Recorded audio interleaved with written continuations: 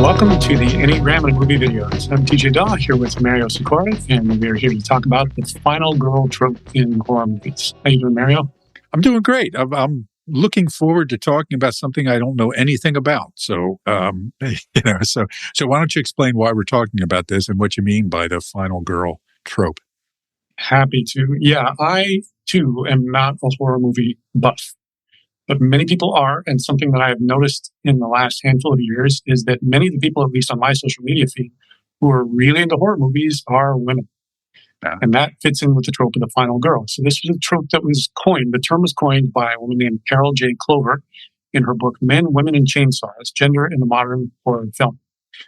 And here's what the trope means.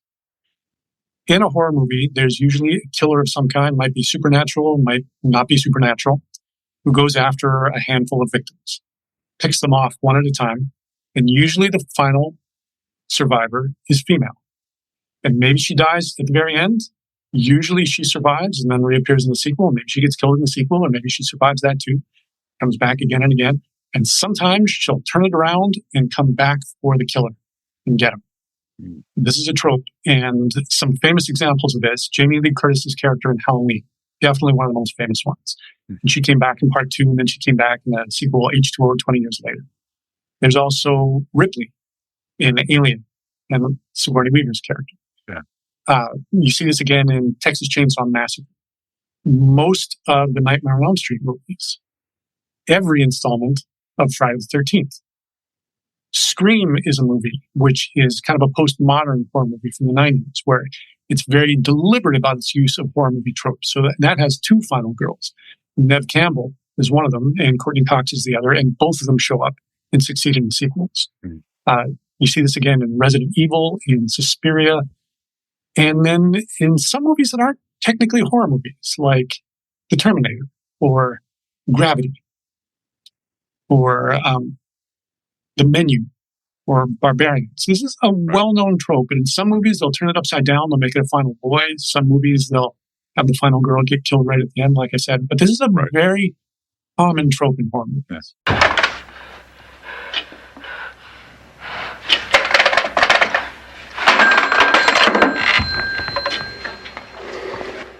Oh no.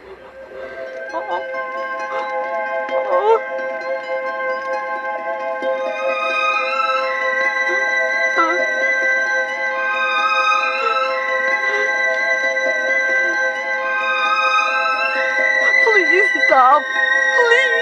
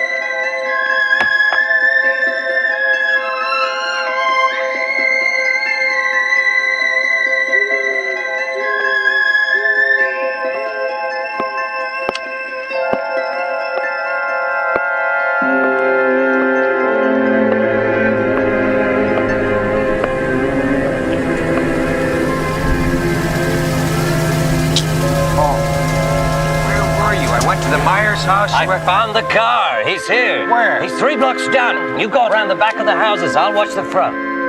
Go on!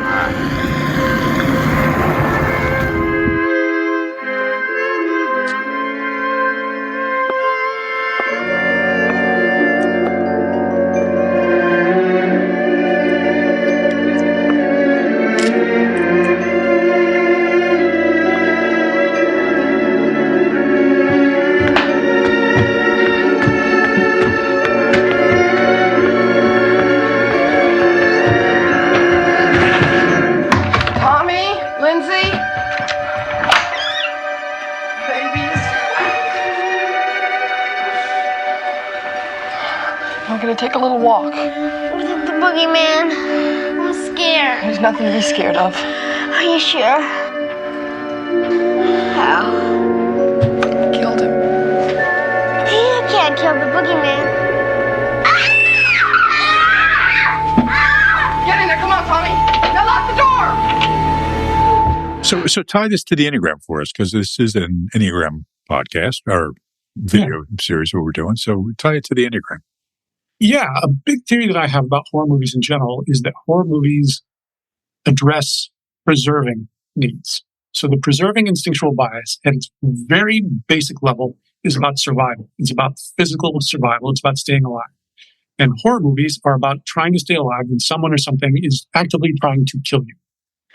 So this addresses the kind of the deep down anxiety that people who favor the preserving instinctual bias have in general, because it's not a flattering description of the preserving bias, but there's usually a sense of underlying anxiety.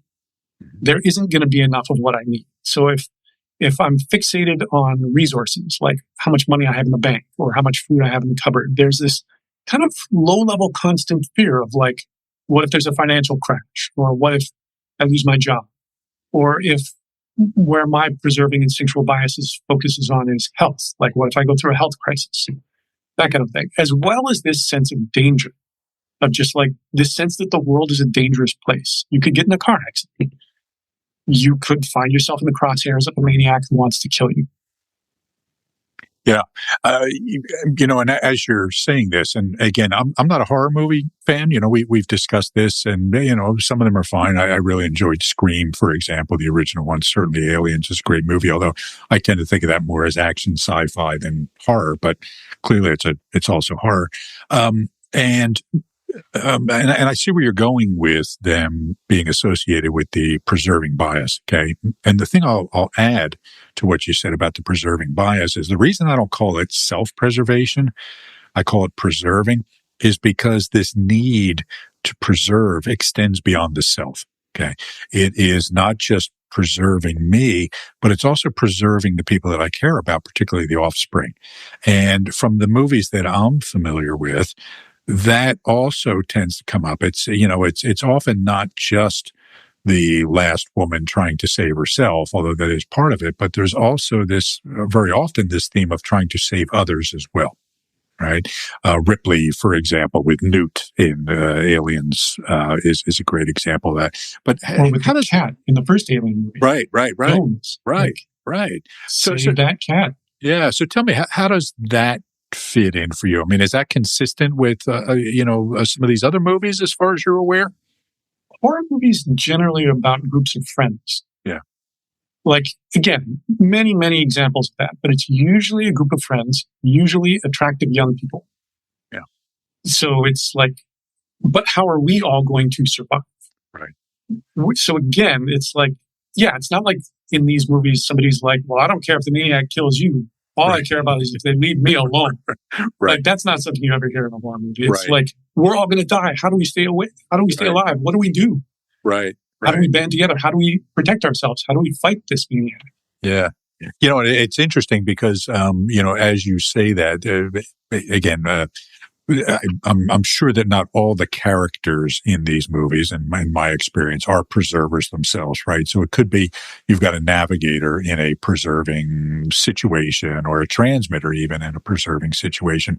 And one of the things that, I say when I teach this stuff is that circumstances will shape the way these instinctual biases express themselves. Okay. So you might be, in your case, you're transmitting, but during COVID, we all became preserving, right?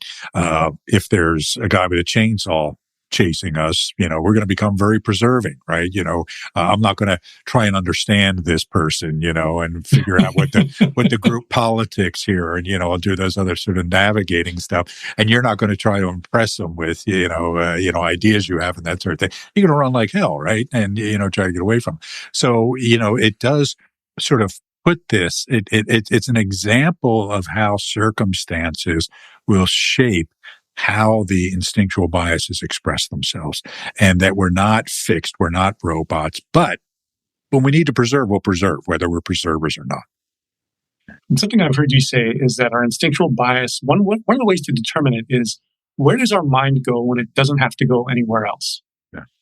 Which is not the circumstance when someone's chasing with a chainsaw. Yeah, right. You just do not have the bandwidth to think about, like, what are the group politics, or how am I going to make my legacy? It's more like, oh my God, how do I stay alive? Right. And the thing to remember too is that, I think that a lot of the literature about the instinctual bias, or the instincts, so to speak, is about 100 years out of date, right? It's this idea that we've got these three instincts and one of them dominates us and all this sort of stuff. That's not really how it works. And the way I think of this is that our psychobiological needs can be put into three clusters, right? Three categories. And we each have a tendency to prioritize one of those categories. Okay. Some people prioritize the preserving needs, okay, and others the navigating, others the transmitting. And to your point earlier, just because I prioritize those needs when all things are equal doesn't mean I'm going to prioritize them the same way based on circumstances, right? If I'm a teenager and I move to a new town and I started a new school, I'm going to go the mean girls route, and try to fit in, try to figure it out. I'm going to, the main character in that movie. And if, it's a weekend in a college town, right? You can see a whole lot of transmitting going on, whether the people are transmitters or not, right? Because it's a bunch of horny kids and they're trying to get the attention of the desired other. So yes, great example of how this forces us all to become preserving. And I think preserving is thrust on women in general, whether they're preservers or not, in terms of, and I'm quoting a woman that I worked with recently. I've worked on a psychologist with a stage show called The Psychology of Serial Killers. The opening line of the show is, men spend their lives scanning for sexual opportunities. Women spend their lives scanning for danger. And something that as a man I've never experienced, but I've heard a number of women describe, is that it's just kind of normal for women to go through the world with their keys in their fists. Or if they're meeting a guy for a date and they're going to his place, to have arranged with a girlfriend, like, if I haven't called or texted you by this point, call 911. Yeah. Or just to have their head on a swivel when they're in a parking lot, or have their guard go up when they're in an elevator. So whether a woman's a preserver, a navigator, or a transmitter, there's just this sense of, like, danger is omnipresent and could strike at any time. And I would be a fool if I let my guard down. Yeah. And first of all, I agree with all of that. And it actually, and it also goes to another level. There's a cultural expectation of women to be the people who tend to the nest, right? Which is what the preserving domain is all about. So there is this, somebody's got to cook and clean and, wash the sheets and all these other sort of things. And even though we live in a time when, many women work just as much as men do outside the home, they have jobs, demanding jobs. When everybody goes home at night, it's still more likely than not falls on the woman to take care of those things, right? I remember having a client who was a very senior executive at a company, and, her career was really taking off, and they, decided that the husband would stay home and raise the kids, right? And, and it made financial sense. It made, family stability sense, all that sort of thing. And she said to me one day, she said, you know what? He's mom during the day. But as soon as I walk in the door, no matter how rough a day I've had, how tired I am, how late it is, I become mom then. And the kids turn to me, right? Dad can be sitting right there on the sofa, but they look to me to serve those needs for them, right? So, so you're right. I do think that this is, and one of the things I see when I work with people is that far more women misidentify themselves as preservers than men do, okay? Because of those social expectations and because of that anxiety or that fear that you're talking about. Yeah, it's more, there's more of a stigma to a woman who can't cook than there is for a man who can't cook, for instance. Right. Or for a man to live like a slob. It's just, that's a societally accepted aspect of like, well, of course he will. Right. Whereas for a woman, it's like she's failing at being a woman. Yes. So as much social progress as we've made, we've still got a lot of these things going on that just seep their way into our consciousness, whether we realize it or not. Yeah. And one of the ways I see this connecting to horror movies is that I think a lot of women are into horror movies because they live vicariously through the main character. And I think the parallel for men is action movies. And let me expand on that a little bit. Yeah. So with action movies, the very premise when men are living vicariously through the main characters is just imagining, if the shit hit the fan, what would I do? I would kick ass. I would go into action mode. I would fist fight. I would gunfight. I would car chase. I would maybe rescue a family member or a love interest like in Taken or in Commando. I would be heroic. I would be strategic, maybe like a Predator. I might have to take a severe beating, but then I would shake it off and triumph, like in Raiders of the Lost Ark or in Die Hard. And the parallel in horror movies is I can imagine women watching this and at some level thinking, if the shit hit the fan, what would I do? I would run for my fucking life. I would scream. I would hide. I would escape. I would desperately call for help. And maybe I would rally myself and set a trap for the killer and just barely survive and live on another day. So it's not as flattering of a fantasy, but at the same time, it can also, and I've heard a woman describe the value of horror movies in this way, provide like a masochistic thrill. And I can also see some elements of Enneagram type 6 in this, in terms of 6s also go through life with kind of a pervading anxiety of like, what if something goes wrong? And usually that anxiety is most active when everything's fine. Yep. When things are calm, that's when the thought comes up of like, well, that means danger is just about to strike out of nowhere and I'd better be ready for that. Whereas when danger is happening, they're surprisingly in the moment and able to respond to exactly what's going on. So I think even watching a horror movie or listening to a true crime podcast works on that level too. Like if there's nothing to be scared about, I'm scared. If there's something to be scared about, I'm not scared, weirdly enough. Yeah, that's very interesting. And, one of the things that came to mind as you were speaking is that very often in these movies, the initial hero looks like it's going to be one of the men, right? There's always that kind of macho guy or, the one that everybody turns to protect us, who usually gets dispatched pretty quickly. Right, is one of the first ones to go, almost sending a message of, you sent your best, and I dispatched of it, or that's not really how it works in the real world, right? The macho kind of, I always think of as the sofa hero, right? Who's sitting there on the sofa. You see this in sports all the time, right? You got people watching sports who have never thrown a ball in their life. Oh, you should do this. Oh, you should do that sort of thing, right? That professional elite athlete sucks because he made this mistake or that mistake, right? And the coach sucks. Yeah. he had to do this play instead of the play that they should have done.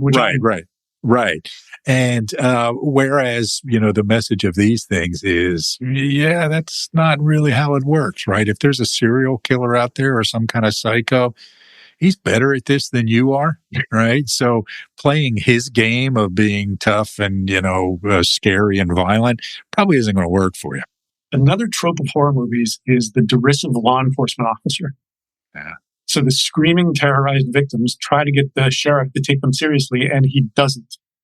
He dismisses them. He downplays it. He laughs at them. This happens in I Know What You Did Last Summer, where the sheriff is just like mocking the Sarah Michelle Gellar character.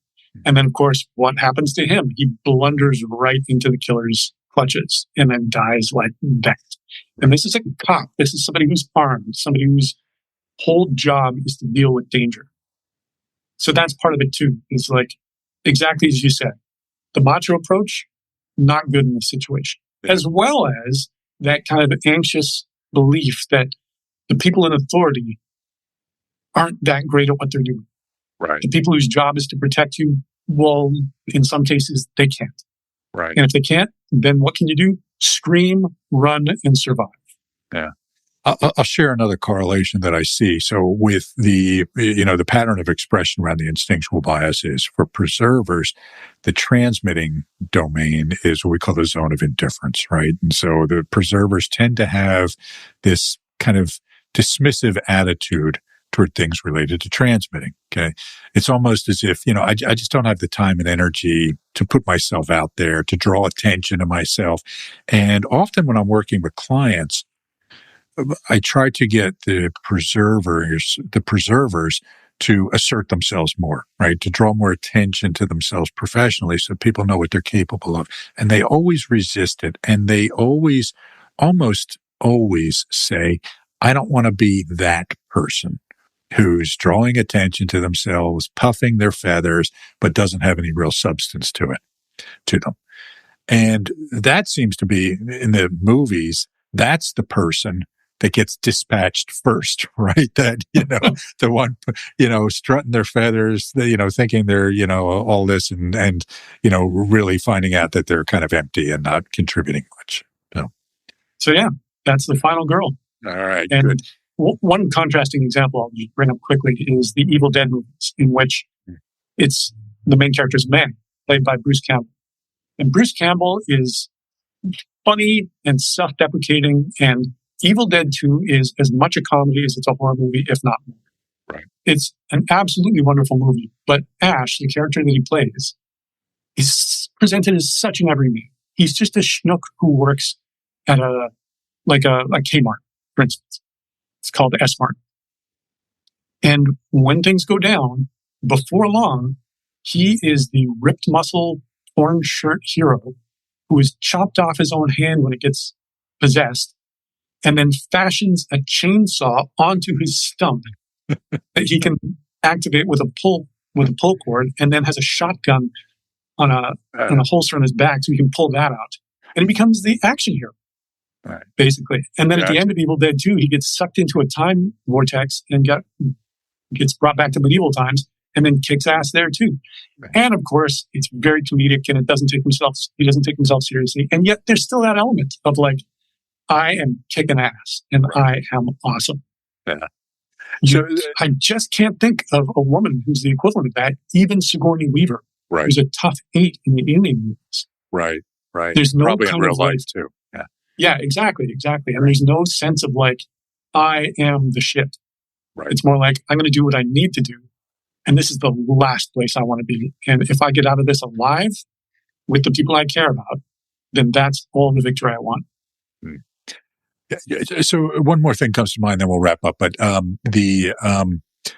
as you were talking about the correlation between type 6 and the preserving domain, or the similarities, I find that most movies that have a preserving theme either feel kind of 6-ish, where they're dealing with fear and threat, or kind of 1-ish, where they're dealing with, some need to put structure and order on the world, right? The movie Big Night, for example, comes to mind with Stanley Tucci and Tony Shalhoub and Ian Holm. Really wonderful movie. And it's about these two brothers having a restaurant. The one brother is very strict about doing traditional food and that sort of thing. But the restaurant is struggling because he won't, serve spaghetti and meatballs, kind of thing. So it's it's both a preserving movie and also kind of a 1-ish movie. So I think probably if we were to start looking at preserving movies in general, they might break broadly into those two camps. It'll be something worth exploring as we go. Well, one more thing that's coming up for me about horror movies is there's usually an element of guilt. There's some kind of sin, and that's what brings on the killer. So in Friday the 13th, it's because teenage Jason Voorhees drowned in a summer camp while the counselors were making out. So his killings are all revenge killings. In Nightmare on Elm Street, Fred Krueger was killed by a vigilante group of parents after he got off on a technicality after having been arrested for molesting children. In I Know What You Did Last Summer, it's a group of teenagers that hit a pedestrian on the street and then cover up the killing. So there's often this sense of retribution of like, you have sinned and gone unpunished, and you will be punished for this. Very interesting. All right, good. Well, TJ, that was fun. I'm glad we did this episode. It's not one that I would have thought to do, but I'm glad you brought it up, and it was a good conversation. Thank you. Yeah, this was great fun.